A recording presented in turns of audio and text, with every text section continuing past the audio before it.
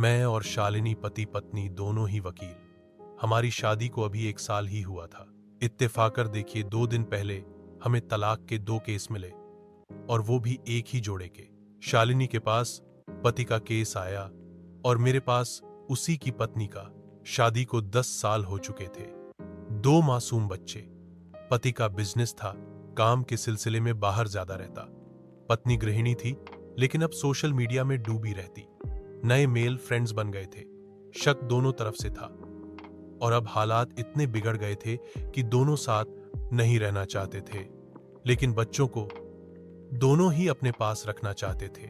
शालिनी जब उनके घर गई तो उसने महसूस किया बच्चे मां बाप दोनों के बिना अधूरे हैं। मैंने भी यही पाया। सच कहूं तो पति पत्नी के बीच प्यार अभी पूरी तरह खत्म नहीं हुआ था, बस शक ने उसे धुंधला कर दिया था। अगले दिन संयोग ऐसा बना कि शालिनी पति के ऑफिस में थी और मैं पत्नी के घर पर। तभी मेरा फोन बजा शालिनी का। मैंने स्पीकर ऑन कर मेज पर रख दिया। हेलो, कहां हो तुम? क्लाइंट के साथ हूं। और क्लाइंट जरूर कोई लेडी ही होंगी, है ना? ये कैसी बकवास है? तुम बेवजह शक करती हो। और यही सवाल अगर मैं करूं तो तुम कहां हो, किसके साथ हो? हमारी प्लानिंग यही थी, झगड़े का नाटक। लेकिन सुनकर दोनों क्लाइंट्स को जैसे आईना दिख गया। पत्नी ने गुस्से में कहा, देखिए, ये सिर्फ मेरे केस के सिलसिले में आए हैं, बेवजह शक मत कीजिए। वहीं पति ने भी कहा, शालिनी जी एक समझदार महिला है, वो अपने काम की वजह से यहां है। आप उनके पति हैं, इसका मतलब ये नहीं कि आप उन पर शक करें। मैं मुस्कुरा दिया।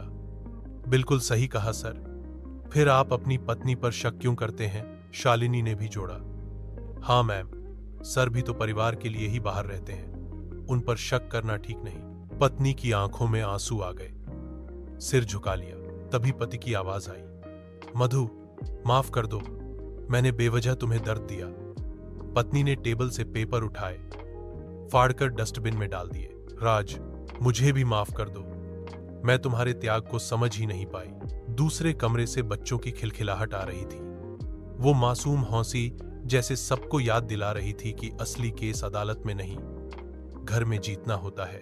मैंने बैग उठाया और सोचा पैसे तो फिर कभी कमा लेंगे, पर इन बच्चों का बचपन बचाकर जो खुशी मिली है वो शायद कभी नहीं मिल पाएगी। दरवाजे तक पहुंचा ही था कि पत्नी ने पुकारा, सर, आपकी बाकी की फीस। मैंने पलटकर मुस्कुराते हुए कहा, मैम, इन बच्चों की खिलखिलाहट ही हमारी बाकी की फीस है।